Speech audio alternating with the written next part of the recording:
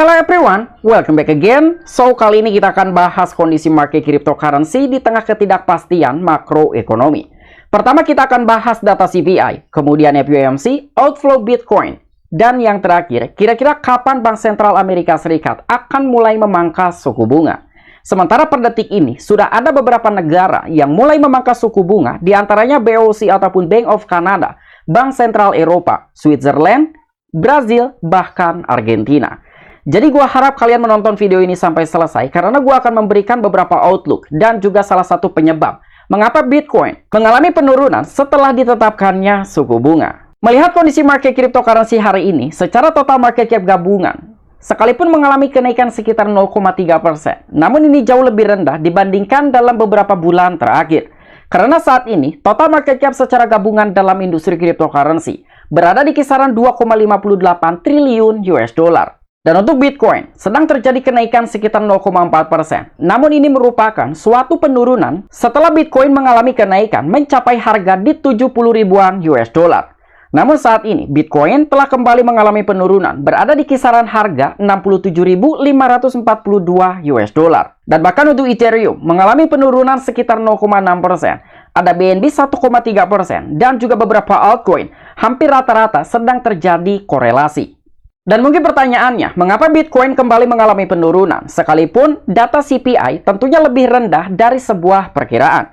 Bahkan data CPI ataupun inflasi di negara Amerika Serikat bukan hanya lebih rendah dari sebuah perkiraan, tetapi mengalami penurunan sekitar 0,1% dari bulan lalu. Karena per bulan lalu, data inflasi di negara Amerika Serikat berada di kisaran 3,4%. Namun per bulan ini, data inflasi di negara Amerika Serikat berada di ambang batas 3,3%. Nah, jadi sebelum meeting FOMC itu berlangsung, gua telah memberikan sebuah outlook bahwa pertemuan FOMC pagi ini pukul 02.00 WIB ataupun waktu Indonesia Barat. Secara probabilitas, ada sekitar 99,4% suatu kemungkinan bahwa suku bunga akan ditetapkan oleh Bank Sentral Amerika Serikat ataupun Federal Reserve. Yang dimana suku bunga tersebut berada di kisaran 5,25 sampai dengan 5,50%.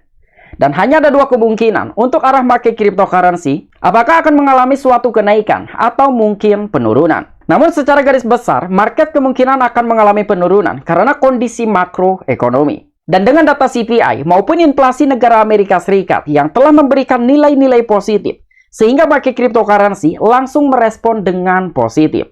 Tetapi pada saat kebijakan yang telah diambil oleh Bank Sentral Amerika Serikat untuk menetapkan suku bunga di 5,25 sampai dengan 5,50%, market cryptocurrency ataupun Bitcoin langsung mengalami penurunan dari 70 ribuan US dollar menjadi 67 ribuan sekian US dollar.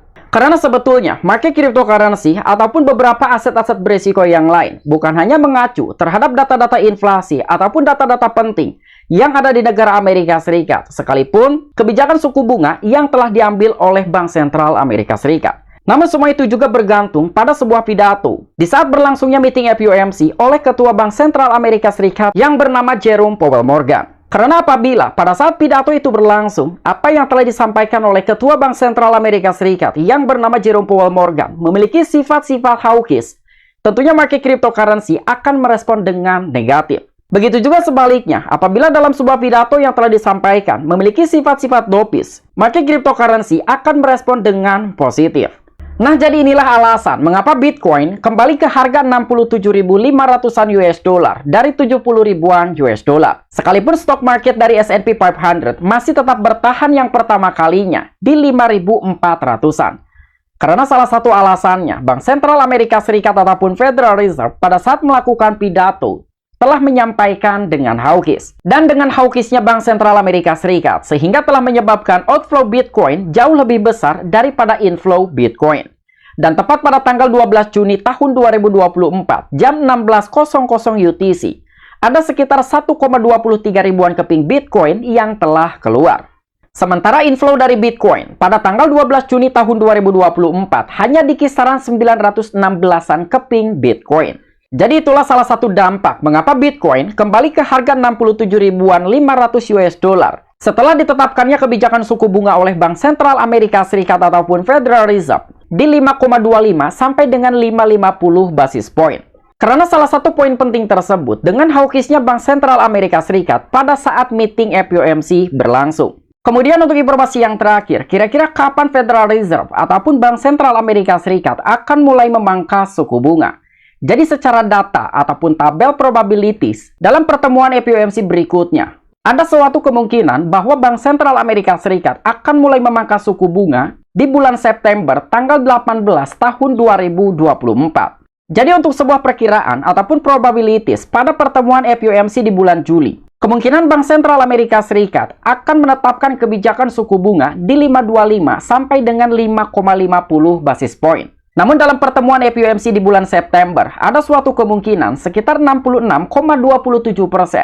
Bank Sentral Amerika Serikat akan mulai mengambil kebijakan untuk memangkas suku bunga. Tapi data ini baru sebuah perkiraan atau sebuah gambaran. That's why, karena para pelaku pasar ataupun investor masih sangat pesimis akan adanya sebuah pemangkasan suku bunga oleh Bank Sentral Amerika Serikat. Karena salah satu poin pentingnya, Bank Sentral Amerika Serikat akan mulai memangkas suku bunga ketika inflasi di negara Amerika Serikat telah mencapai target di 2%. Sementara per bulan Juni saja, inflasi di negara Amerika Serikat masih di ambang batas 3%. Oke, mungkin itu aja informasi-informasi yang bisa gue sampaikan kepada kalian mengenai penyebab kembalinya Bitcoin ke harga 67.500-an US dollar.